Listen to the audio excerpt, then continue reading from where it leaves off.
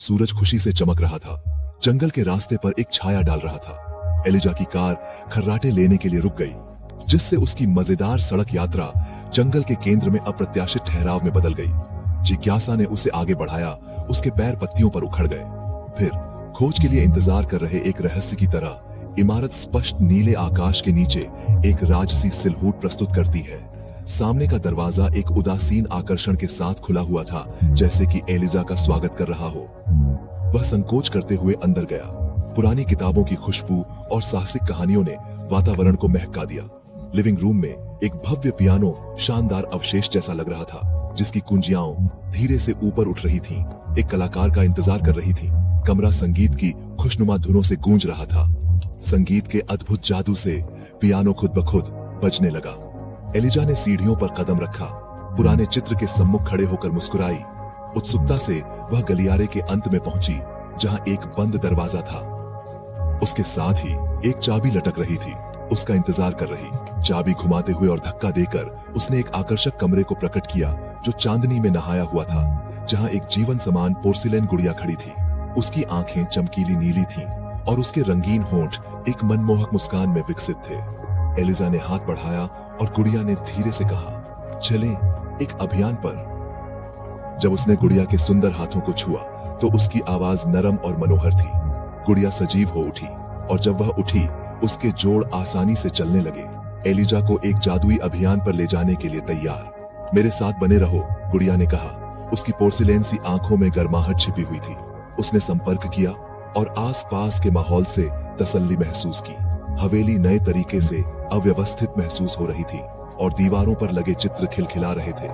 Piano मीठी धुनों को गूंज रहा था। बाहर तूफान थम चुका था। एलिजा वन की ओर बढ़ी। पेड़ों की टहनियां स्वतः ही राह दे रही थीं और उसे प्रतीत हो रहा था कि गुड़िया उसके संग है, कानों में कह रही है, आश्वासन दे रही है। बरसों बाद गांव वाले एलिजा को हवेली के पास पाया। उसकी निगाहें विस्मय व अचरज से भरी थीं। उसके हाथ में वही गुड़िया थी जिसे वह कभी खो चुकी थी, जो अब एक मनोहारी संगीत के साथ दमक रही थी। गांव वाले चकित थे कि गुड़िया ने खुद को परिवर्तित किया था, लापता आत्माओं को सकुशल उनके घर लौटा रही थी। गांव के लोग खुशी खुशी एलिजा के चारों ओर इकट्ठा हो गए। उसकी जादुई कहानी सुनने के लिए उतावले हो रहे थे। बच्चे जादुई होल्लोब्रूक हवेली के वश में थे और वह जादुई गुड़िया। कुछ लोगों का कहना है कि गुड़िया वहीं बाकी है, उसकी मिट्टी की निगाहें महान कथाएं समेटे हुए। जो वहां जाते हैं वे एक अद्भुत साहसिक यात्रा की कहानी लेकर वापस आते हैं। उनकी हंसी कभी डरावने मार्ग में गूंजी थी।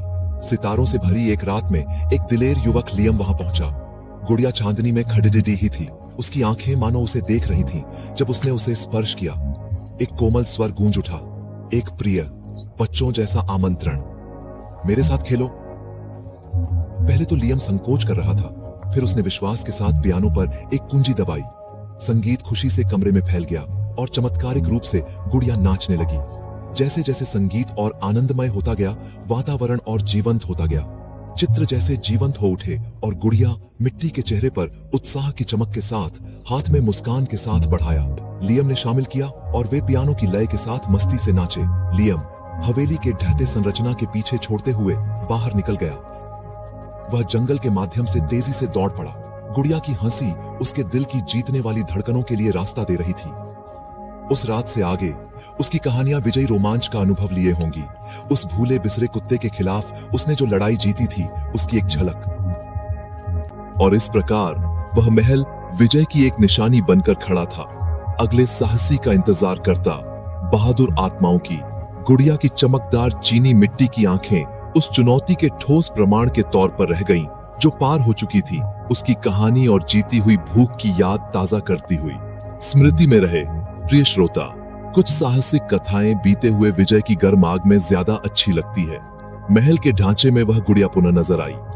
उसकी चीनी मिट्टी की चमकदार आंखें चांदनी में झिलमिलाती हुई, उसकी मुस्कान और अधिक व्यापक खंडहरों में सुखद प्रतिमा के समान। जंगल जो निशाचर जीवन के संगीत से परिपूर्ण था, उसकी हंसी से गूंज उठा, एक मंगलमय गान जिसने वृक्षों को भर दिया और उसके जादुई मार्गदर्शन का स्मरण कराया।